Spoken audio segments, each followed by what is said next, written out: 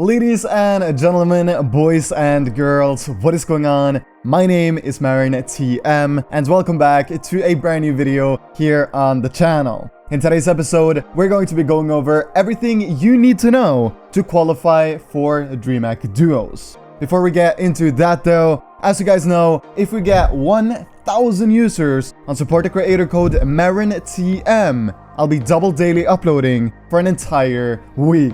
With that said, let's aim for 1,500 likes on today's video, and let's get into today's episode. First things first, we're going to talk about spending 1 hour before the tournament warming up properly. And I know this sounds obvious, but warming up can actually be the difference between qualifying and not qualifying.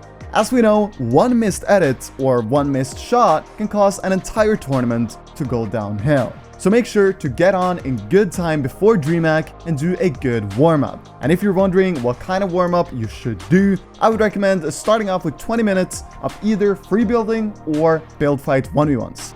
Then do 20 minutes of 200 pump FFA with the map zone on screen right now. And lastly, play one duo arena match where you try pretty hard to play together, have good communication, and pretend it's a first game in the duos DreamHack tournament. This is a simple yet super effective warm-up routine that will reduce inconsistencies in your gameplay, like failed edits and missed shots. To make the qualification process even easier, it's also crucial for us to understand the point format in DreamHack Opens. Doing this will allow us to know whether we should play aggressively or defensively.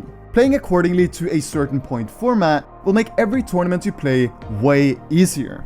And as you guys can see here, you get 3 points per elimination in DreamHack Duos. And all the placement, including the win, adds up to a total of 55 points. Easier said, the DreamHack Opens has a placement to kill ratio of 18 placement points to 1 kill point. This means that it is absolutely necessary to get a certain amount of kills, unless you're planning on playing Crazy Strat.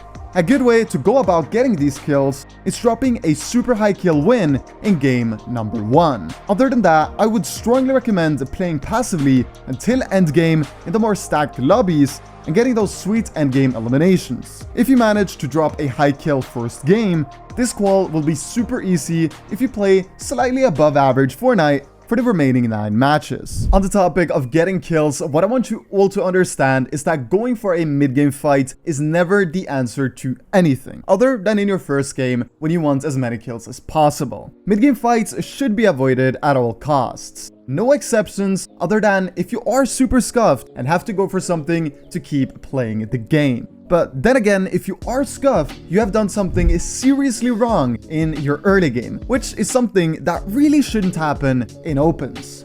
To easily avoid mid-game fights, all you have to do is rotate out of your drop spot when the first zone starts pulling. Take a car and drive to the dead side of the first zone. When driving from your drop spot, never ever drive through another POI, and you'll avoid getting shot 99% of the time. As a result of your early rotate from your drop spot into a good position on the dead side, both the first and second zone, you will very rarely get pushed. Putting yourself in positions where you won't get W-keyed is relatively easy and something you definitely should do to ensure the qualification.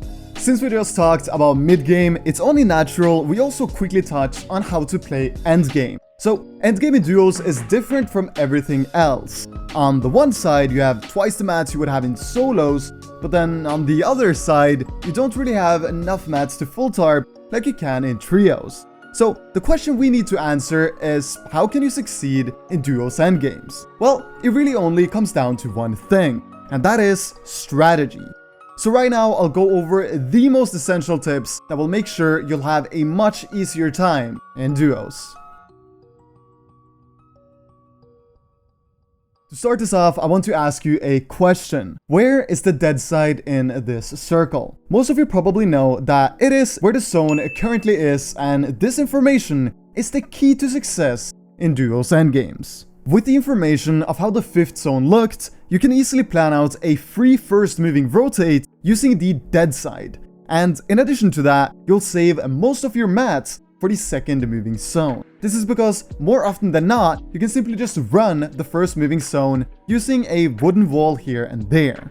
I know this sounds super basic, but trust me, nobody does this, and it works literally 9 out of 10 games. This tip alone could not only help you qualify through opens, but also to the finals. It does not matter what level the players in your lobby are. The first moving zone rotate will always be way easier if you use this strategy. Furthermore, the exact same rules apply for the second, third, and even fourth moving zone. So make sure to think about positioning in the moving zones to make the rotates as easy as possible.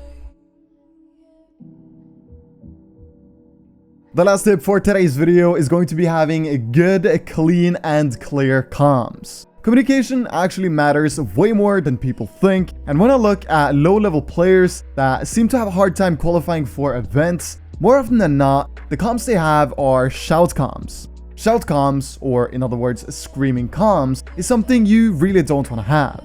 Because not only will your teammates have a hard time hearing the game, but you'll also not be able to listen to your teammates' comms because of your own shouting. In endgames, it's pretty much always better to have chill and clear comms unless you have something very, very important to say. Then, being loud is important. Now it's time to conclude today's episode. First and foremost, before DreamHack, take some time to properly warm up. This small effort could be the reason you qualify to the semifinals. Because as mentioned earlier, one failed edit or one missed shot could cost you the qual. So you want to limit those inconsistencies by spending some time warming up. Secondly, focus really hard on dropping a high kill win in game number 1. This will make the qual a walk in the park, as kills are worth a ton of points. After you've won the first game, you want to make sure to rotate early and play the dead side, so you don't get into any mid-game fights. Mid-game fights is a big reason a lot of players underperform, and if you rotate as early as the first zone starts pulling, mid-game fights will be a minimal problem. On the topic of dead side, keep in mind where the zone was in the 5th zone to get an easy first moving zone rotate, to save a lot of materials. If you on top of that can have good comms and listen to your teammates, there is nothing stopping you from qualifying for this DreamHack semifinal. Guys, that is going to wrap up today's episode. My name is M1K3 Editz. Stay safe and take care.